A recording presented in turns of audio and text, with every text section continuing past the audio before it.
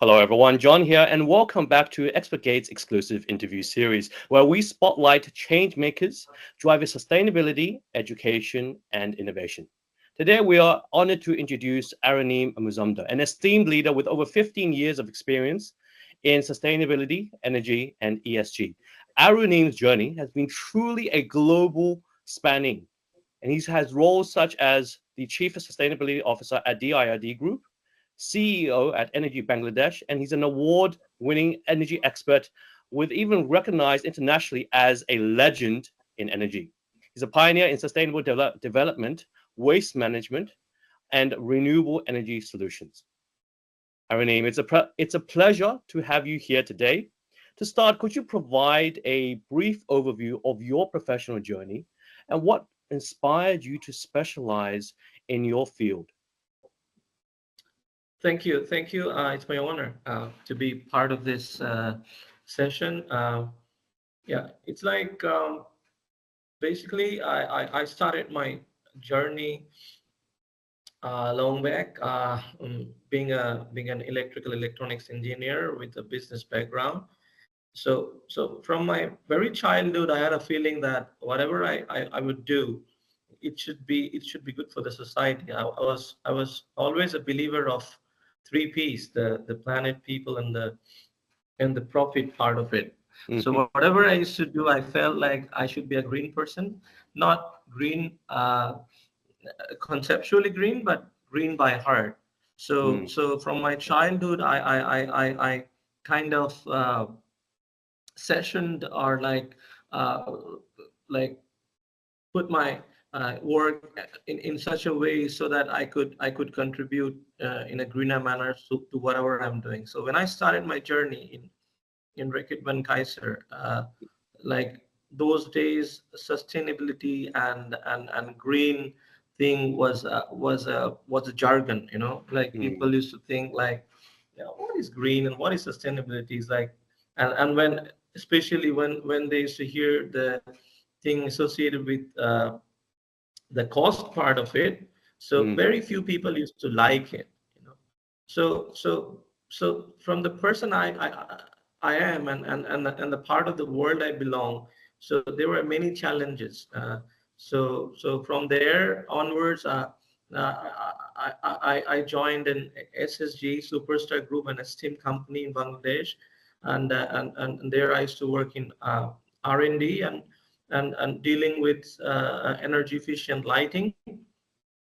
And from their energy pack, where I started the journey of providing sustainable solution to the corporate industries, and doing energy audits, implementing renewable energy projects in terms of rooftop and agricultural, solar agro pumps. And apart from, so I have been a prosumer uh, in implementing green USGBC green certified projects. mm, mm. Well, Aruneem, thank you so much for sharing that part of your journey. And it's so well said when you said planet, people, and profit, and you approaching this sustainability and the green mindset beyond just as you mentioned, like a corporate jargon, really introduces sustainability to corporations, which has this, ability for an upturn also for in profits, right? Now, you've worked across diverse fields and industries and regions. I mean, you've led, as you mentioned, transformational projects in energy efficiency and all that. But I'd like to ask, Aaron, now, what types of projects or collaborations are you most excited to explore working through Explicate? Okay, since my journey, like after I left Dart Group, I started my own venture, like Mm, energy.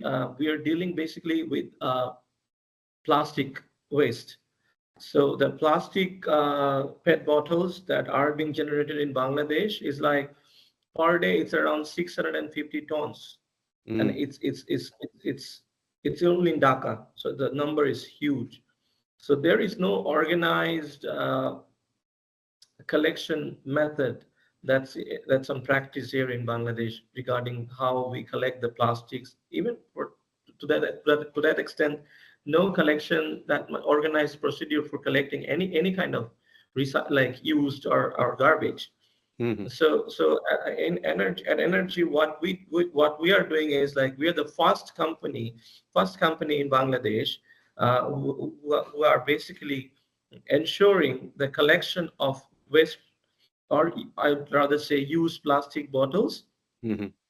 from the consumer end, and we are segregating at consumer end, and then ensuring that those plastics are in the right hands. Uh, we are ensuring that it is going to the recycle field rather than it's going to the landfill or the water. Mm. So as returning back to the question that you've asked, like what kind of project that excites me Mm. at this moment, I feel that anything related to, like, I feel that waste is basically gold. So I never say waste is a waste. It's basically an alternate, a synonymous word for gold. And so it's a treasure for us. So my what will excite me is to deal anything with these treasures, like Mm. ensuring from ensuring the collection, and then transforming, and then ensuring the reuse, the 3 R's or the 4 R's of it. So like the reuse, recycle, and reduce. So that anything that goes with that concept Mm. would excite me. And as far as collaboration is concerned, like, yeah, at this moment, plastic smart bins, and the water that we drink, the Mm. bottles that are Yes. made of PETs, that can be transformed into something more biodegradable. I've been reading on some articles where there are lots of new advancement of making PET bottles with biodegradable materials. But then but I think that instead of keeping those concepts in articles, we should rather make it cost effective and implement it in the industry, so that we Mm. can reduce the plastic waste. So once we reduce the use of it, Yes. then of course the generation would stop. Oh, what so wonderfully said, Aruneem. I mean, like your work has really driven impactful change within industries and communities alike. And this, what you said just now, transforming the idea of waste, right? Like looking at 650 tons of waste, and really, looking at it in a different way to see that, like as you said, it's gold, right? And making sure that it becomes uh, uh, it's transformed into the correct kind of product, right? Rather than ending up in a landfill or in the water. That's the worst case scenario, right? But I'd like to ask Aruneem, now, how do you see your expertise contributing to creating positive social impact, particularly in these underserved and emerging markets? uh, First of all, I see that, engaging ourselves in this kind of project, we are helping Mm. the community to be aware. Like, Yes. I live in a country where we throw all the waste in one single bin. Mm. So first of all, the segregation part of it, to create awareness, okay, plastic should be dealt in a separate bag so that it can be reused. Or like other waste, like organic waste, should be dealt in a separate bag so that we can reuse or refurbish into a fertilizer. You know, such kind of practice awareness. Hmm. And plus, when you talk about social impact, right? So as long as our work collaborates with the education, like the university and the curriculum, Mm. there's a saying like charity begins at home. So, the next generation should know which world we all are in, and Yes. what needs to be done from very childhood. So if we can collaborate with universities and integrate these things in the curriculum at the very very beginning of the educational system, or like in the schools, so Mm. then this can have a brilliant, very promising social impact as the next generation grows up. Yeah. And apart from that, it will create a lots of jobs, Mm. like once see, there were organized or unorganized collection mechanism in Bangladesh. So like in Dhaka, as I said, 650 ton, hardly 20-30% of those used to be collected, but it's an unorganized manner.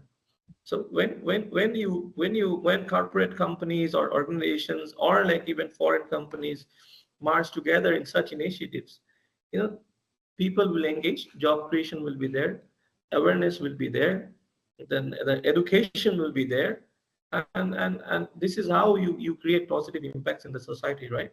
Yeah. I completely agree, Aruneem. I mean, it's you put it so well, like, and this is also part of our mission here at Expert, right? Because you were talking about academia and putting this into curriculums, and we at Expert, we are seeking to reunite industry with academia, right? Bridging this gap, right? Because like you meant, and like you said, right, it all starts at home. We're all in this all together. We're on this one planet, right? And so much so many other times, what you teach and what you learn in academia, it's there's a bit of a gap to see how it applies to the real world. So with your expertise, through this experience and this forward way of thinking, it's wonderful to see, and I'm so excited to see what you will have moving forward with your collaborations. Now, at Expert, now we dedicate 50% of all of our profits to developing curricula and teaching initiatives centered on Industry 5.0. Now, this is benefiting underprivileged communities worldwide. Now, how do you think, Aruneem, we can enhance these efforts, and what roles can universities and industries really play in maximizing their impact? Well, that's very nice to know that you dedicate 50% of your profits. That's a really good initiative from your end, and thank you for that. And regarding the question, yeah, it's like enhancing your efforts could involve several strategies. You can adopt various strategies. One of the strategies I feel that it can be, as I said, the collaboration with universities, creating curriculum and R&D, and providing scholarship and grants, to underprivileged students. Hmm. As and foster your efforts in R&D collaboration to develop new technologies, right? As I said, like plastic PET bottles with biodegradable materials, you know. So such kind of products, like if you do more R&Ds, you can bring down the cost, and you can in this industry 5 revolution, Hmm. everything is related to cost and its commercial viability. So once you put your effort in R&D, you can make it more viable. And apart from that, you can put your efforts in industry partnership, right? Hmm. Like some introduce mentorship programs, like you can hire experts and and ask them to go to universities and sharing their experience, like experts are available globally, but every experts will go through their journey in a different manner. An expert sitting in Australia and an expert sitting in Bangladesh, both journeys will be different. The challenges are different. The approaches are different. So once you introduce mentorship programs in universities, or close down the gap by bridging between the industry and the university. So the next generation of fighters will be equipped with an holistic approach. Whether if they have some unprecedented or unforeseen challenges, they would be able to address those in much easier way. And apart from that, and a strategy that you can adopt is for community engagement in the local training centers, Hmm. uh, awareness campaign, feedback mechanism. By mean local training centers, I would like to share an experience of mine. Like Sure. Personally, I was engaged in creating around 300 solar agro pumps. Where there was a time in Bangladesh where electricity was not available for everyone. So, what for the agricultural purpose, we established some solar irrigation pumps. So under those solar irrigation pumps, when we introduced those projects, the farmers were like, okay, you are wasting our land to produce, to set up the solar Mm. uh, panels. Yes. So what we introduced was like, okay, so under the solar panels, we built some modular based training center. Like for the kids of the farmers, we provided the computers, and in evening time we used to teach them how to use the computer, how to use the internet, how you can access the global world, you know Mm. and learn a lot of things. And each of those training centers, we created freelancer who are Oh wow. working from the very rural place in Bangladesh, and providing services like data entries and all for clients in USA. So those kind of things, like local training centers would be so I believe in this industry 5.0, blending the AI with human capacity is the challenge. We are Mm. all fascinated about the AI, but you Yes. know uh, the human uh, beings should not be threatened by it. Rather, we as humans should adopt it, and build a mechanism that AI becomes our friend, not our enemy. AI doesn't force us or compels us to cut jobs. Instead, AI helps us to create more jobs, you know, Yes. and more productive and more efficient. So, in this kind of strategies, you can adopt. Oh, wonderful. I mean, like it's I couldn't agree with you more on this, Aruneem.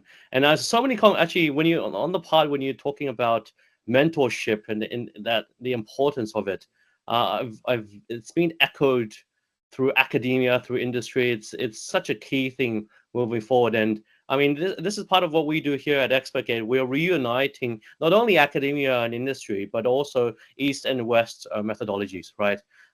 Your lived experience, your experience through your work is going to be very, very different to someone who, in the United States or not Australia and whatnot. And just understanding these gaps, understanding these kind of opportunities, and how you face these issues. It bridges a lot of it fills in a lot of gaps in our knowledge. And when something like you mentioned unforeseeable happens, right, you kind of seek this expertise from someone who's probably already gone through it, um, just to cover things a little bit more for us, right? Can I add And one more thing? Like yes, yes.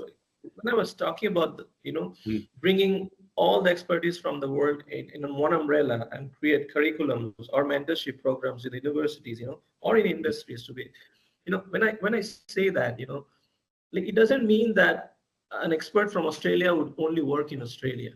Yes. There will be projects. It's a globalization world that we all lead in. There is no wall, right? So even for experts or companies, apart from Bangladesh, they or apart from anywhere else, they can come and do business. If you see Yeah. the commercial part of it, so we can hire foreign expertise, those expertise to go in Africa or Asian countries to provide those experience, like deal with those challenges once they are equipped beforehand during the study period. Yes, yes, I completely agree. That's the thing. That's the thing where we're living in such a globalized village now, right? It's a global village. We're not so far apart anymore. When you can have this expertise from other areas and all integrated in one place, right, and sharing different experiences and everything. And it was so interesting to hear you mention regarding your what happened and with your solution for your solar energy farm, right, and how you could integrate that with your different kind of solutions now. But I mean, I'd like to ask, Now, you touching back into AI and the transition to this technology. Now, what unique role do you think universities can really play in in facilitating this transition, right? Particularly in integrating cutting edge technology and sustainability driven kind of solutions.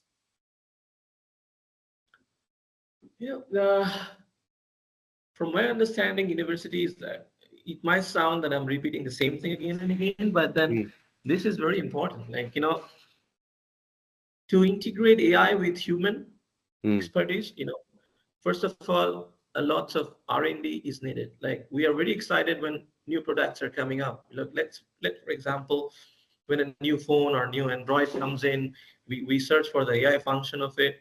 So yes. from the university's perspective, like, they should be more focused on practical Mm, laboratory sessions. When they are encouraging or they are building up their modules, they should encourage students to motivate themselves to be involved in such projects where uh, they are more keen to develop something that know the things, rather than mhm. only doesn't only mean touchpad, or like, the Yes, yes. smart thing should be smart in identifying the human needs. We all talk about chat gpt or copilot, Mhm, like those are AI driven uh, platforms. But then, mhm. when you go to ChatGPT, sometimes I feel even ChatGPT is rely on human inputs. If Yes. you ask one of my teammates, he's studying in a university here. He's like, uh, "Hey Aruneem, I want to do my dissertation through ChatGPT." I'm like, first of all, this is not what I encourage. But then, even if you ask ChatGPT to do your dissertation, it won't help actually. So it won't help, because first of all, it will deny. Second of all, is even if you have to do that, you have to put some input. So without having the proper idea and giving those inputs, you won't get the output. Yes. So ChatGPT is not actually AI driven. It's a blend of human and AI.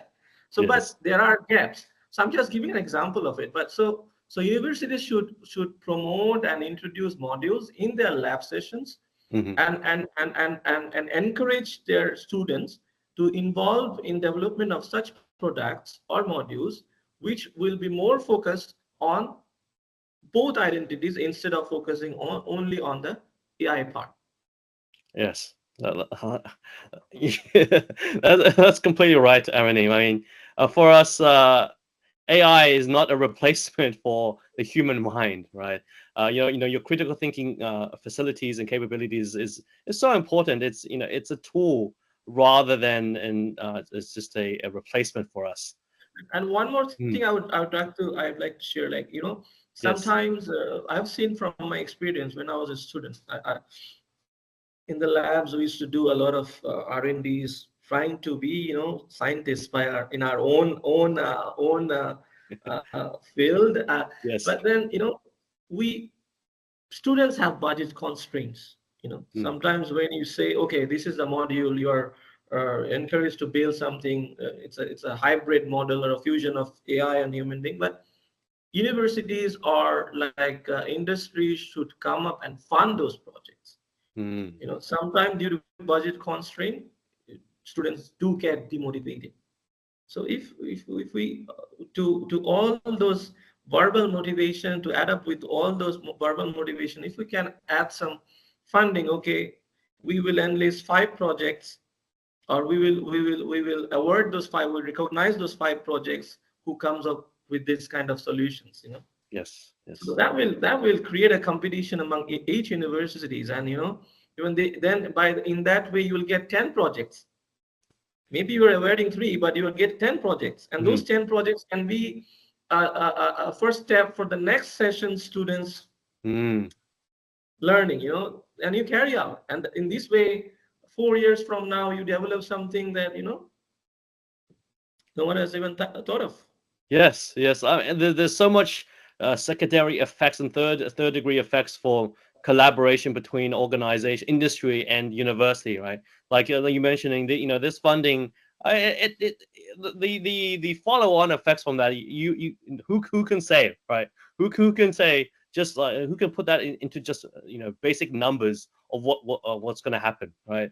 Because that kind of education will maybe influence the university, influence these students, and further on their juniors, and even at the whole industry as a whole, when this research comes out, and introduces new products and services to the market, right?